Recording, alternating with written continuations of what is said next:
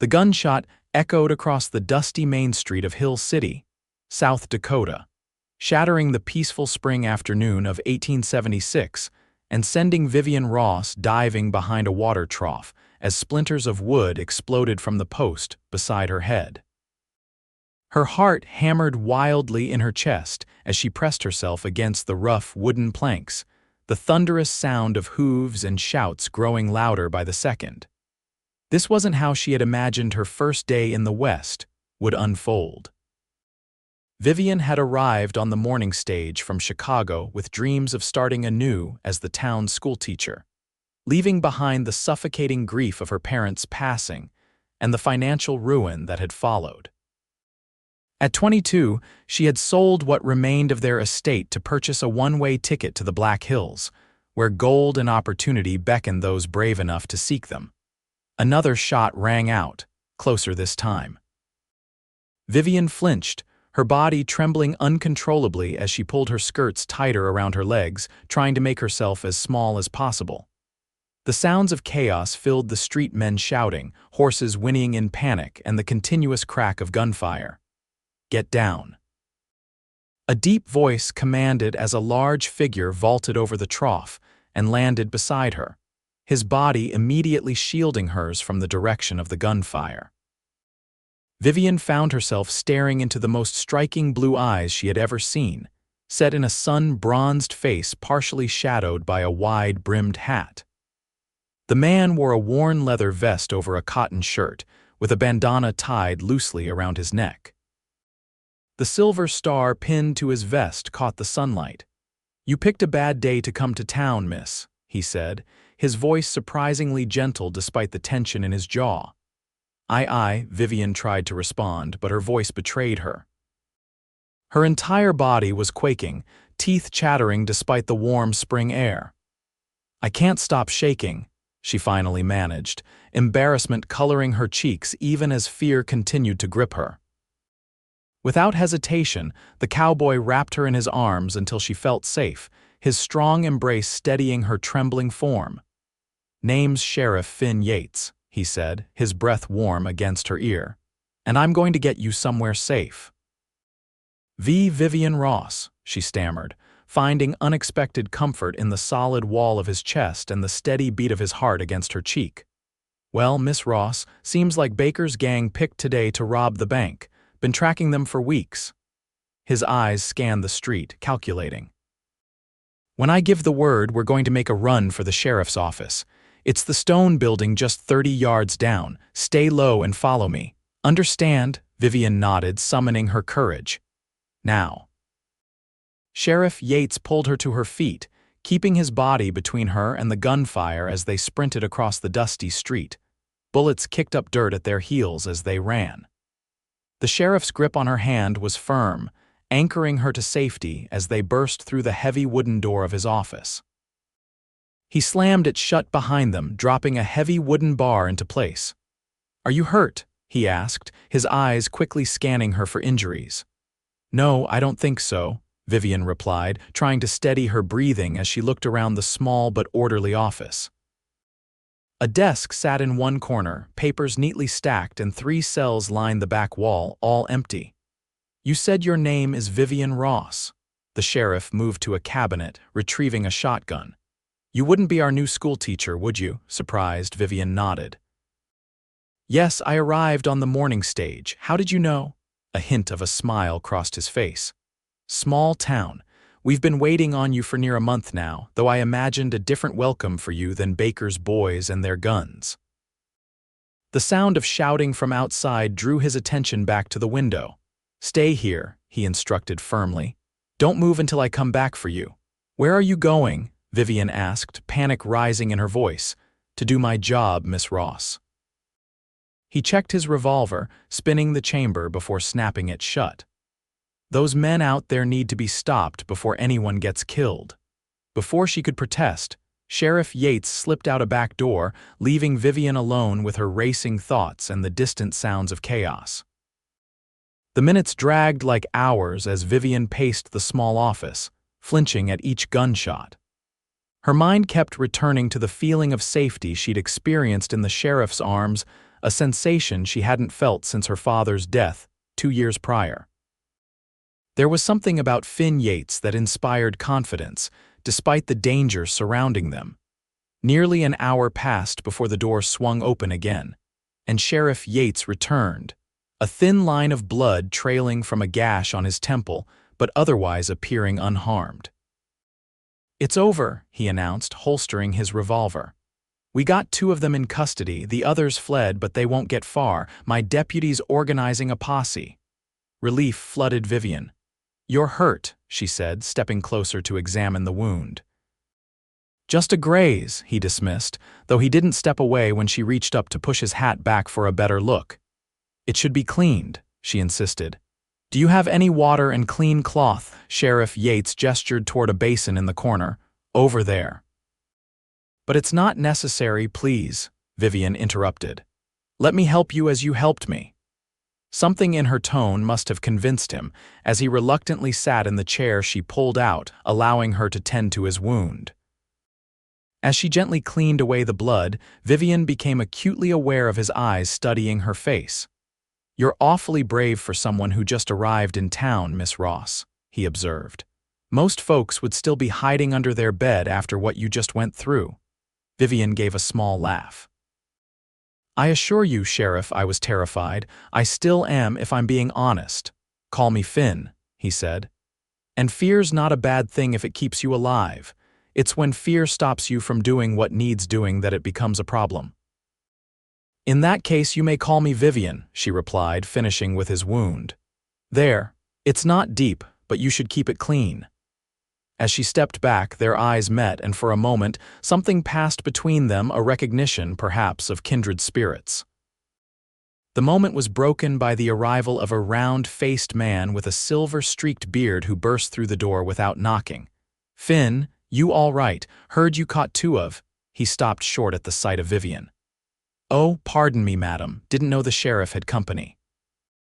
"Mayor Hopkins," Finn stood, gesturing toward Vivian. "This is Miss Vivian Ross, our new schoolteacher. She had quite the welcome to Hill City today." The mayor's face paled. "Good heavens, Miss Ross, I cannot apologize enough for these unfortunate circumstances. We are normally a peaceful community, I assure you." "It's quite all right, Mayor Hopkins," Vivian said, finding her composure returning. "Sheriff Yates ensured my safety." "Well, thank the Lord for that," the mayor replied. "Now we must get you properly settled. The schoolhouse has living quarters attached that have been prepared for your arrival." Finn stepped forward. "Given the circumstances, Mayor, I'd like to escort Miss Ross to the schoolhouse myself, just to be safe." Of course," the mayor nodded vigorously. "I'll have your trunk delivered from the stage office, Miss Ross. And perhaps you'd join my wife and me for dinner this evening. We're most eager to make you feel welcome." After Vivian graciously accepted the invitation, the mayor took his leave and Finn offered his arm. "Shall we get you to your new home?" he asked, a hint of a smile softening his weathered features. The schoolhouse stood at the edge of town, a simple but sturdy wooden building with a small bell tower. Adjacent to it was a modest cottage that would serve as Vivian's residence. As they approached, Vivian felt a surge of excitement despite the harrowing start to her day. "It's lovely," she said, taking in the flower beds someone had planted along the path. "Mrs. Hopkins and the ladies' auxiliary have been preparing for weeks," Finn explained. "The children have been without proper schooling since Mr. Garner left last fall." Inside, the cottage was simple but comfortable, with a small parlor, kitchen, and bedroom. Someone had placed wildflowers in a jar on the table, and the bed was made up with a colorful quilt. "It's perfect," Vivian declared, running her fingers over the smooth wood of the table. Finn remained near the door, hat in hand.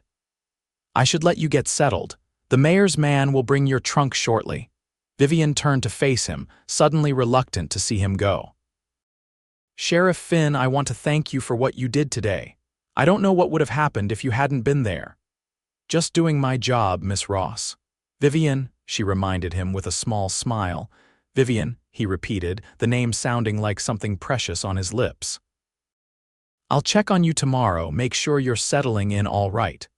After he left, Vivian stood in the center of her new home, contemplating the extraordinary events of the day. She had come to Hill City seeking a fresh start, never expecting to find herself in the middle of a bank robbery or in the arms of a handsome sheriff whose blue eyes seemed to see right through her carefully constructed facade of independence. The weeks that followed settled into a rhythm as Vivian began teaching the children of Hill City. Her classroom filled with 28 pupils ranging from 6 to 16 years of age, all eager for education, some more than others. The work was challenging but fulfilling, exactly what she had hoped for when she accepted the position. True to his word, Finn checked on her the day after the robbery, and then the next, until his visits became a regular occurrence. Sometimes he brought small gifts, a book he thought she might enjoy, fresh berries picked along his patrol route, or news from the wider world that reached him before the weekly newspaper. One evening in late May, as twilight painted the sky in shades of lavender and gold, Vivian sat on her small porch grading arithmetic papers when Finn arrived, leading his horse rather than riding it. "Evening, Vivian," he greeted, removing his hat as he approached. "Hello, Finn," she replied, setting aside her work. "What brings you by so late? Thought you might like to see something," he said, offering his hand. "If you're not too busy." Curiosity piqued, Vivian placed her hand in his. "What is it?" "It's a surprise," he answered, a rare grin lighting up his face. "But we need to ride a little way out of town." Vivian hesitated only briefly before nodding. "Let me get my shawl." Moments later, Finn helped her mount his horse before climbing up behind her, his arms encircling her waist as he took the reins. The closeness sent a flutter through her stomach that had nothing to do with the gentle rocking motion of the horse. They rode for perhaps 20 minutes, following a trail that wound up into the hills surrounding the town. As they crested a rise, Finn drew the horse to a halt. "Look there," he said softly, his breath warm against her ear. Below them stretched a valley, bathed in the golden light of sunset. But what took Vivian's breath away was the herd of wild horses moving across the grassland, their manes catching the light like spun gold. "Oh, Finn," she whispered, "they're beautiful." "Thought you'd appreciate them," he replied. "Been tracking this herd for years. They come through this valley every spring." They sat in companionable silence, watching the majestic animals graze in the fading light. Vivian was acutely aware of Finn's solid presence behind her, his chest rising and falling against her back. "Thank you for sharing this with me," she said eventually. "It's magnificent. Been wanting to show someone," he admitted, "just waiting for the right person." The implications of his words hung in the air between them, unspoken but undeniable. When Finn finally turned the horse back toward town, Vivian leaned back slightly, allowing herself to rest against him. A silent acknowledgement of something growing between them. By mid-June, the entire town seemed to have taken notice of the sheriff's frequent visits to the schoolteacher's cottage. The ladies at church smiled knowingly when Vivian and Finn sat together during Sunday service, while the men at the saloon teased Finn good-naturedly about his educational interests. Vivian found herself caring little for the gossip. For the first time since her parents' deaths, she felt truly alive again, her days filled with purpose, and her evenings often spent in the company of a man who respected her mind as much as he admired her appearance. Their courtship progressed slowly, deliberately, each learning the other's history piece by piece. Vivian learned that Finn had come west after the war between the states, seeking purpose after losing his brother in the conflict. He'd been sheriff of Hill City for 8 years, earning a reputation for fairness and courage that extended throughout the Black Hills. In turn, she shared her own past, her privileged upbringing in Chicago, the fever that had taken both her parents within days of each other, and the subsequent discovery that her father's investments had failed, leaving her nearly destitute. "Is that why you came west?" Finn asked one evening as they walked along the creek that ran behind the schoolhouse. "Because of the money, partly," Vivian admitted. but also because I needed a fresh start, somewhere I could be useful, where I wasn't just poor Miss Ross who had fallen so far from society. Finn took her hand, his calloused fingers entwining with hers. Well, I'm mighty glad whatever reasons brought you here. Summer blazed across the hills, bringing with it long, golden days that Vivian filled with impromptu nature studies for the children who attended her summer sessions and evenings spent on her porch with Finn, planning a school garden or discussing books they'd both read. But the peace was shattered one sweltering August afternoon when Finn burst into the schoolhouse during lessons, his face grim. "Children's school is dismissed for the day," he announced, his tone brooking no argument. "Go straight home, no dawdling." The pupils, sensing the urgency in the sheriff's voice, gathered their things quickly and filed out, casting curious glances back at their teacher and the sheriff. Once they were alone, Finn turned to Vivian. "Baker's back," he said without preamble. "Got word he's planning something big and soon. He's been making threats against me and anyone close to me." Fear clutched at Vivian's heart. "What are you going to do?" "My job," he answered grimly. "But I need you to stay at the Hopkins place for a few days until this is resolved." "I won't hide away while you put yourself in danger," Vivian protested. Finn's expression softened as he stepped closer, taking her hands in his. "Vivian, I can't do what needs doing if I'm worrying about your safety. Please." The plea in his eyes was her undoing. "Very well," she conceded. "But promise me you'll be careful." "Always am," he replied, bringing her hand to his lips. For 3 days, Vivian stayed with Mayor Hopkins and his wife, her mind constantly on Finn as he and a hastily formed posse searched the surrounding area for Baker and his gang. Each night she slept fitfully, waking at the slightest sound, praying for Finn's safety. On the 4th day, just as Vivian was helping Mrs. Hopkins prepare dinner, gunshots echoed from the direction of town. The two women froze, exchanging alarmed glances. "Stay here," Mayor Hopkins ordered, reaching for his shotgun before hurrying outside. But Vivian couldn't obey, not when Finn might be in danger. Ignoring Mrs. Hopkins' protests, she followed the mayor at a distance, her heart pounding as the sounds of conflict grew louder. The scene that greeted her at the edge of town was chaos. Men on horseback thundered down the main street, guns blazing. Townspeople scrambled for cover, and in the center of it all stood Finn, revolver drawn, ducking behind an overturned wagon. Vivian watched in horror as a rider separated from the group, charging straight toward Finn, rifle aimed. Without thinking, she grabbed a discarded shovel from the ground and stepped into the street. "Finn, behind you." She screamed, swinging the shovel with all her might as the rider approached her position. The metal blade connected with a satisfying clang against the rifle barrel, sending the shot wide. The impact jarred Vivian's arms painfully, but she held her ground as the rider cursed and wheeled his horse around. Finn spun at her voice, his eyes widening in alarm before he took aim and fired. The rider toppled from his saddle with a cry, clutching his shoulder. "Vivian, get down."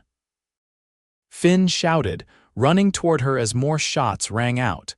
She dropped to the ground as Finn reached her, pulling her behind the cover of a rain barrel. "What in God's name are you doing here?" he demanded, reloading his revolver with practiced efficiency. "Saving your life, apparently," she retorted, adrenaline making her bold. A ghost of a smile crossed Finn's face despite the danger. "We're going to have words about your definition of staying safe later. Right now, I need you to run to the general store when I give the signal. Mr. Bentley's got a shotgun and he'll keep you protected." Before she could respond, a voice called out from the street. "Yates, I know you're there. Come out and face me like a man." Finn's jaw tightened. "That's Baker."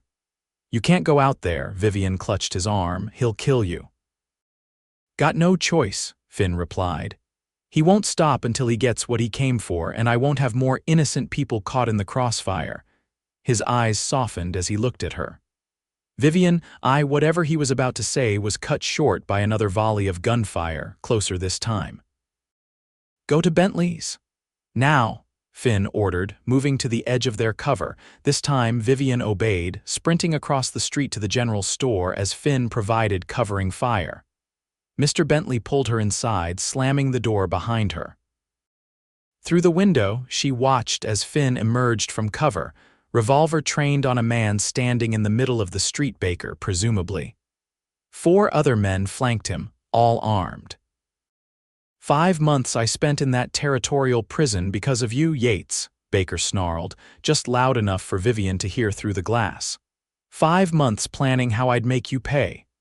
You earned every day of that sentence, Baker, Finn replied evenly. And you're about to earn a lot more. Baker laughed, an ugly sound. Not this time you're the one who's going to die. What happened next occurred so quickly Vivian could barely process it. Baker reached for his gun, but Finn was faster, firing twice in rapid succession. Baker staggered, his own shot going wild, but one of his men got off a shot that caught Finn in the side, sending him to one knee. Vivian's scream was lost in the cacophony that followed as Mr. Bentley and several other townsmen opened fire from various positions, cutting down Baker's remaining men in a hail of bullets. When the smoke cleared, Baker and 2 of his men lay dead in the street. The others had fled or surrendered, and Finn was still kneeling in the dirt, one hand pressed to his bleeding side. Vivian burst from the store, rushing to his side. Finn, oh God, Finn, are you all right? Been better, he grunted as she helped him to his feet. But I'll live, doctor. Ellis, the town physician, hurried over, already rolling up his sleeves. Let's get him to my office, he directed, supporting Finn's other side. The bullet had carved a deep furrow along Finn's ribs but hadn't penetrated his chest, a fact that Dr. Ellis declared, damn lucky, as he cleaned and stitched the wound. Vivian remained by Finn's side throughout, refusing to leave despite the doctor's hints about propriety. You saved my life out there, Finn said once they were alone, the doctor having gone to check on other injuries from the gunfight. We saved each other, Vivian corrected, her hand finding his. That's what people do when they care about each other. Finn's fingers tightened around hers. Is that what we're doing, caring about each other? I think you know it's more than that, Vivian replied softly. At least for me it is. Finn's free hand reached up to cup her cheek. Vivian Ross, I've been falling in love with you since the moment you cleaned that cut on my head, even with your hands still shaking from fear. Joy blossomed in Vivian's chest. And I've been falling in love with you since you held me behind that water trough and made me feel safe in the middle of gunfire. Their first kiss was gentle, mindful of Finn's injury, but filled with the promise of all that was to come. Word of Baker's demise spread quickly through the territory, bringing a newfound sense of security to Hill City. Finn recovered from his wound under Vivian's attentive care, though he complained good-naturedly about being fussed over worse than a newborn calf. By September, with the school term in full swing and Finn back on duty, their courtship had become the talk of the town. Mayor Hopkins joked during a town council meeting that they should schedule the wedding before winter set in, causing Finn to choke on his coffee and Vivian to blush crimson. But the mayor's jest planted a seed, and on a crisp October evening, as they walked among the trees ablaze with autumn colors, Finn stopped by a small stream and took both of Vivian's hands in his. I had a whole speech planned, he admitted, but now that the moment's here, I can't seem to remember a word of it. Vivian smiled, her heart racing. Perhaps actions might serve better than words. Taking her cue, Finn lowered himself to one knee, still holding her hands. Vivian Ross, you brought light back into my life when I didn't even realize how dark it had become. Would you do me the honor of becoming my wife? Yes, Vivian answered without hesitation, tears of joy welling in her eyes. Yes, Finn Yates, I will marry you. They were wed on the first Sunday of November, the small church packed with well-wishers. Vivian wore a dress of pale blue silk that Mrs. Hopkins had helped her make, with lace from her mother's wedding gown adorning the collar and cuffs. Finn, looking uncomfortable but handsome in a new suit, couldn't take his eyes off her as she walked down the aisle. The town celebrated late into the night, with music and dancing in the town square, decorated for the occasion with lanterns and ribbons. As twilight deepened, Finn led his bride away from the festivities toward their new home, a small but sturdy house on the edge of town that they had spent weeks preparing. "Welcome home, Mrs. Yates," Finn said as he carried her over the threshold, an old tradition his mother had insisted upon, according to the letters she'd sent from back east. "Home," Vivian repeated, savoring the word as he set her gently on her feet. "I never thought I'd feel that way again after losing my parents." "You'll always have a home with me," Finn promised, drawing her into his arms. "For as long as we both shall live." Their life together settled into a pattern that suited them both, Vivian continuing her teaching, Finn maintaining law and order in Hill City and the surrounding area. They weathered the harsh Dakota winter together, finding joy in simple pleasures. Reading aloud by the fire, teaching Vivian to shoot, a skill Finn insisted she learn, and planning for their future. Spring brought new beginnings in more ways than one. As the snow melted and the first wildflowers appeared on the hills, Vivian discovered she was with child. The news delighted Finn beyond measure. He immediately set about adding a nursery to their home, despite Vivian's laughing protests that they had months before such preparations were needed. Their son, William Frederick Yates, arrived on a stormy night in late October, nearly a year after their wedding. He had his father's blue eyes and his mother's determined spirit, evident from his first lusty cries. "He's perfect," Finn whispered, cradling his son with a tenderness that made Vivian fall in love with him all over again. "He is," she agreed, exhausted but radiant, "our perfect beginning." As William grew, so did Hill City. The gold that had initially drawn settlers to the Black Hills continued to bring prosperity, and with it, more families seeking education for their children. By the time William was ready to start school, Vivian had 3 assistants helping her teach nearly 60 pupils. Finn's reputation as a fair but formidable lawman spread throughout the territory.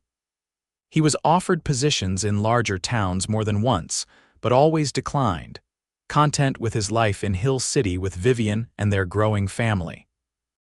Their daughter, Emma Grace, joined them 2 years after William, bringing a new dimension of joy to their household. On the 5th anniversary of the day they met, that fateful day of the bank robbery, Finn took Vivian back to the hillside where they had watched the wild horses. They left the children with Mrs. Hopkins, making a day of the excursion with a picnic lunch packed in saddlebags. The valley was just as beautiful as Vivian remembered, though the horse herd was nowhere to be seen this time. As they spread their blanket in the shade of a gnarled pine, Finn produced a small wooden box from his pocket. "What's this?" Vivian asked as he handed it to her. "Just a little something to mark the occasion," he replied with a smile. 5 years since a beautiful schoolteacher from Chicago turned my world upside down by hiding behind a water trough. Inside the box lay a delicate gold locket, oval-shaped and engraved with intricate scrollwork. When Vivian opened it, she found tiny portraits of William and Emma inside. "Oh, Finn, it's beautiful," she breathed, turning to kiss him in thanks.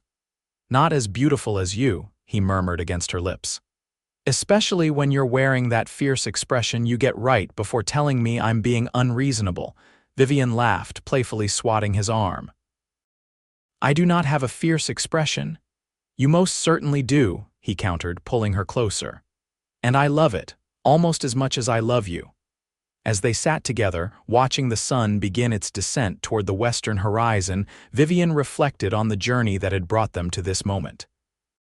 From that first terrifying meeting during a bank robbery to building a life and family together, every step had led them exactly where they were meant to be. "Do you ever wonder what would have happened if I'd arrived in Hill City on a different day?" she asked, leaning her head on Finn's shoulder. If there had been no bank robbery, Finn was quiet for a moment, considering. "I'd like to think we'd have found each other anyway," he said finally. "Some things are just meant to be." Vivian smiled, her fingers tracing the outline of the locket he'd given her. Like a schoolteacher and a sheriff. Exactly like that, Finn agreed, pressing a kiss to her temple. Some stories write themselves.